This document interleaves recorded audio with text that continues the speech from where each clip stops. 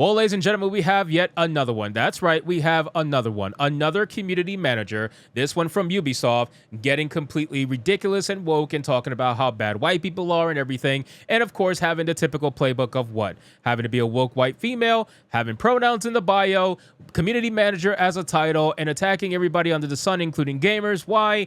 Because reasons. These community managers get hired to do one thing and one thing only. And you would think it's to bring the community together, but you're actually wrong. That's not what it's for. It's actually to divide the community and make sure that the community that gets to the ears of the developers are the right kind of people. You're a white male!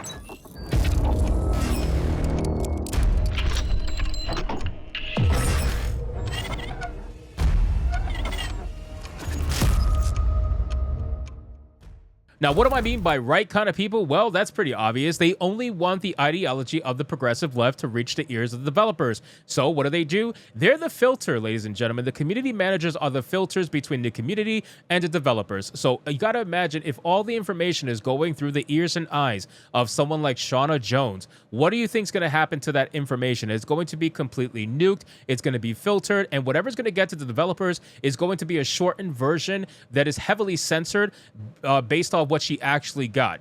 It's not going to be anything but you think it might be. So let's get into this video, guys. But of course, before we do, if you are new here, just consider hitting that subscribe button. I would greatly appreciate it, and like the video to push us out into that YouTube algorithm. So again, she works for Ubisoft, community manager. What am I talking about? Well, there has been an insane, and I mean insane, amount of tweets, guys, that we're going to go over in this video, showcasing exactly the kind of behavior that Shauna Jones seems to be perfectly fine with. This kind of picture is not really super high resolution, so I apologize. Hopefully you can read along on the screen as I'm reading it, but I've got to read it anyway. So it says, for the first post, this is from August 24th of 2022, okay?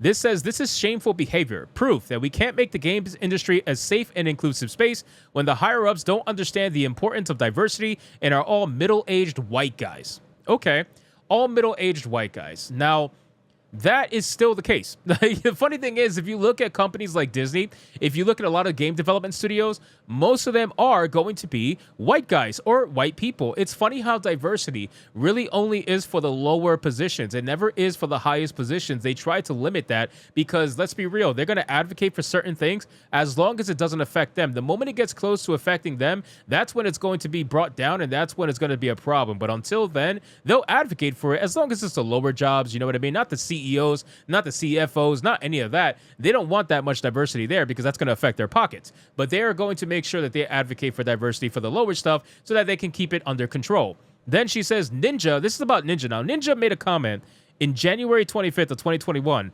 saying Ninja says parents should parent their kids, citing that it's not his job to teach kids about racism and white privilege. So again, I agree with that 100%. It is not his job. It should be nobody's job to teach about that stuff. If you want to indoctrinate your kids with discussions about white privilege and whatnot, you're more than welcome to do so. That's your kids. I feel bad for them. They're going to grow up in a world where they're going to be thinking they're superior to every other race. Because let's be very clear, and I've made this very clear many times in my videos and on my streams, I believe in my heart, wholeheartedly, that when it comes to white privilege, that is the white liberals' way of getting their racism out. That is the white liberals' way of saying, hey, I am superior to every other race because I feel like I have access to all these different things, even though I can't actually point to any real system. I can't actually put a name on any real system. I can't put my name on any of this stuff, but I'm going to call it white privilege and say that I am superior because I have access to all these things, and you, as a non-white person, don't have that. Now, me being a non-white person, I take heavy offense to that. I don't let it bother me. I think it's funny, but I do take heavy offense to that because for someone to come out and simply say they are superior to me because of the color of their skin, well, I'm going to put you with the KKK because they do the exact same thing. So then she says Ninja is boasting about his white privilege by doing this. If he has the potential to influence millions of kids and chooses to be a sack of beans, use your platform for good if you have the opportunity. Don't do a Ninja. So apparently, according to Shauna Jones, and this is a lot of liberals, by the way, they want to specifically target kids. I've been talking about this on my channel for a long time.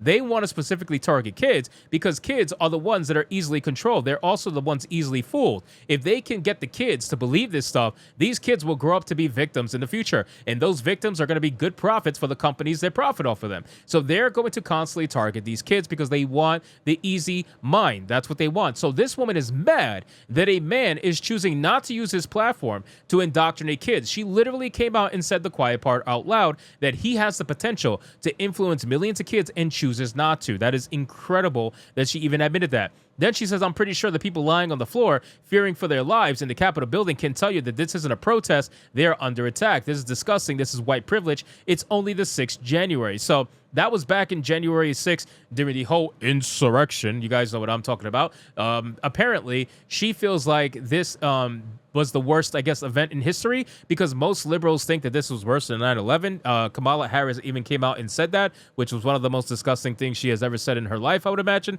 But still, that's the kind of person we're dealing with this community manager from Ubisoft. Then she says, gamer boys ruin online games. Gamer boys ruin online games, ladies and gentlemen. Yes, because clearly gaming was so terrible before women got involved. Then she says, love that if you say you're trying to be more body positive, white men assume that you're saying you're fat and tell you to go to the gym. Bitch, I'm a size 12. Being body positive has nothing to do with weight. It's about embracing my shape. I'm pretty sure a size 12 is not considered in shape. I mean, I don't know about women's sizing. You might have to ask Leon about that, but I think that a size 12 is definitely not considered in shape. I don't know if that's a win on her part, but again, she's one of these people that are for the body positivity movement. So she's checking off literally every liberal box out there. She's checking it off. Then she says, I don't imagine many women wanted to play this game. I can't believe it's a game. The whole aspect is just horrifying. It doesn't help that it was developed by an all-white male team either. Of course. So apparently, I don't know which game she was referencing here, but she has a problem with it because it was an all-white male team. But if it was an all-black male team, no issues. No issues whatsoever.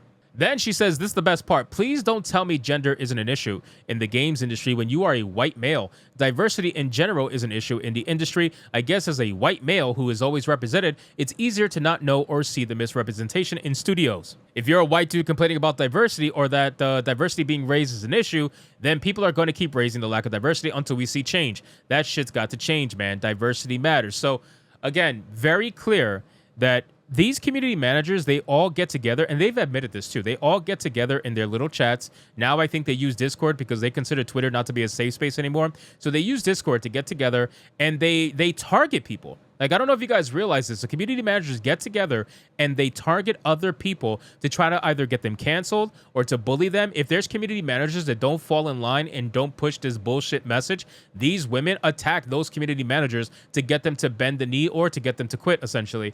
They are basically a mob, and they're going to do everything they can to try to sway the conversation and make change. They really think they're activists. They think they're changing the world, and then they get mad when people don't like the stuff that they change.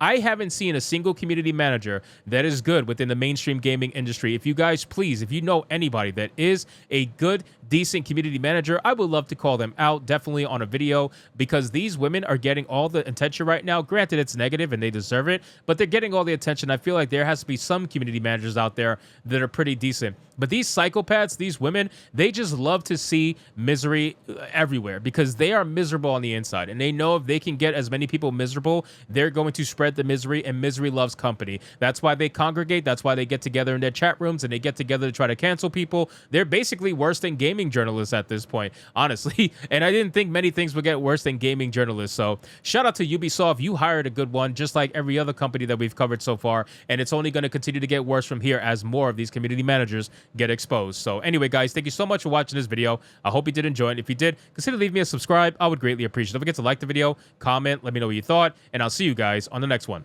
Hypnotic out.